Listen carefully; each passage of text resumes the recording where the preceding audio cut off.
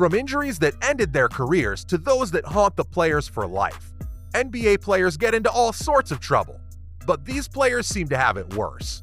Here are some of the NBA players who can't stop getting injured. Starting with Greg Oden from the Portland Trail Blazers. Now, when it comes to Greg Oden, you just feel bad for the man.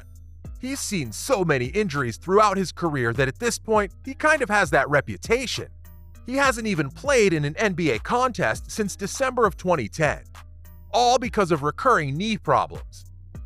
And talking about his knees, let me tell you about the times he had to face knee surgery because of injuries.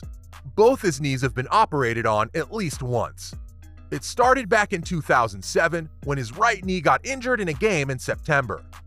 It'd been just a few months since he had been drafted, and little did he know, this was going to be the first in a long line of injuries that he was going to see. The surgery was done to stimulate the growth of new cartilage and resulted in Oden missing out on an entire rookie season. But his knees hadn't seen nearly enough, because just a few years later in December of 2009, he went through another surgery on his left knee because of an injury he got in a game against the Houston Rockets. Once more, he went through the procedure and missed out on the rest of the season. But that's not it. In 2010, he once again went through a second microfracture surgery that caused him to miss out on the rest of the season. But if you think that's bad, let me tell you guys about Dwayne Wade of the Miami Heat. Now, there's one thing that Wade is known for, and that's playing each game like it's going to be his last. He gives it all and literally doesn't care about anything else, and it kind of shows, seeing just how often he gets injured on the court. He's considered one of the best in the game right now, but every year he misses out on some parts because of injuries, and that obviously impacts his career too. In fact, in his 9th year, he hasn't played a full regular season. So let me tell you about just some of the times he's been injured. First, a dislocated left shoulder back in 2007. It was a game against the Houston Rockets in February when in the middle of the game, his shoulder got dislocated. As a result of this, he had to miss out on the rest of the season, including the playoffs. Then again in 2008, he got knee tendonitis, causing him to lose several games once again. And to keep his injury streak unbroken, he suffered from back spasms because of injuries that caused him to miss games another year in 2009. Then came 2010, and he suffered from a strained calf in a game against the New Jersey Nets, again missing out on a few games. 2011 was probably the only year where he didn't get injured, but then in 2012, he suffered from migraines in the playoffs. Although he didn't miss out on games, it definitely affected his performance in games. So to put it simply, he can't seem to stop getting injured. Kinda just like Kwame Brown from the Golden State Warriors. Kwame Brown is undoubtedly a great player. I mean, he was literally the #1 pick in the 2001 draft. But it seems like injuries have followed him throughout his career. He's only played around 75 games in his career that has lasted over 11 years now, and in a lot of them, he ended up getting injured. And currently, he's recovering from a shoulder injury, so you get what I mean. So let me tell you guys about just some times that Brown got injured during a game.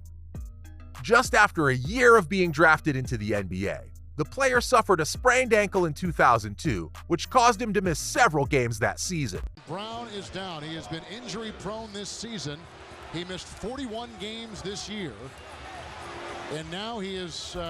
Then next year, in 2003, he had to undergo a knee surgery because of an injury, which once again resulted in him missing out on games. 2004 was a good year for him though. He didn't get any injuries. But then in 2005, he broke his nose in a game. Because of his broken nose, he had to wear a protective mask in the games onward. Then, he went on a roll, getting injured every year, keeping up his streak. He got a pretty bad shoulder injury in 2006, followed by another sprained ankle in 2007. Then again in 2008, when he injured his back in one of the games that season and missed several games. And once again in 2009 when he injured his thumb during the 2009 season. One thing that's pretty cool about him is how he keeps pushing forward and he doesn't let his injuries hold him back, right? Just like this next player, Andrew Bynum from the Los Angeles Lakers. It seems like Andrew Bynum is patient zero when it comes to getting injured in the NBA. And if you don't believe me, I'll tell you about just some of the times that he's gotten injured during games. And I'm pretty sure that that would be enough to convince you. First, at the start of his career in basketball, he suffered an injury to his left knee in a game. He dislocated his kneecap and got bruised bones. Yep, I know how painful that sounds. And this injury led him to miss out on several games that season. Then once again in 2008, his other knee got injured in one of the playoffs. It was a tear in one of the ligaments and, of course, another bruised bone. He missed out on the rest of the playoffs because of the injury. Then in 2009, he had another knee injury, again on his right knee, during a game against the Memphis Grizzlies. He had to get surgery to recover from the whole thing and miss out on the rest of the season. The next few years were all right for him, where he didn't really get any major injuries in games that would cause him to miss out on seasons.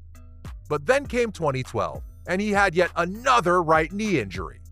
You know, at this point, I just feel bad for his knees. They've seen a lot. But maybe not as much as Andrew Bogut from the Milwaukee Bucks. Andrew Bogut seems to be one of the most liked players in the NBA, all thanks to how incredibly well he plays. I mean, he was the #1 pick in the 2005 draft after all, right? But once again, it seems like bad luck follows him around with the amount of times he gets injured. He's missed almost 5 out of 13 games that he played with the Bucks, all because of injuries. And he's gotten some pretty scary injuries too, especially that elbow injury he got back in the 2010 season. He's been injured in seasons of 2008, 2010, 2012, 2017, and 2018, and is still recovering from one right now. You see his arm just gets right up underneath his bottom side, and can't tell if Stat's right arm pushed him in the back or if he just tried to, get... Talking about getting injured a lot, let me tell you guys about Carlos Boozer from the Chicago Bulls. Boozer seems to be pretty prone to getting injured during games. How he's made it so far in one piece is honestly a mystery to me. This man has gotten injured so many times, missing games, and yet he remains one of the most liked players. From his hamstring injury back in 2004 to his hamstring injury in 2013, it's pretty clear that bad luck follows him around whenever he steps foot on court. He's gotten badly injured in 2004, 2005, 2009, 2010, and 2013, making him miss out on games. And those are just major injuries I'm talking about. Anyway, that was all about some NBA players who can't stop getting injured. The Warriors need all 5 guys in there. They're small, they're unathletic. And it looked like Steph Curry got hurt as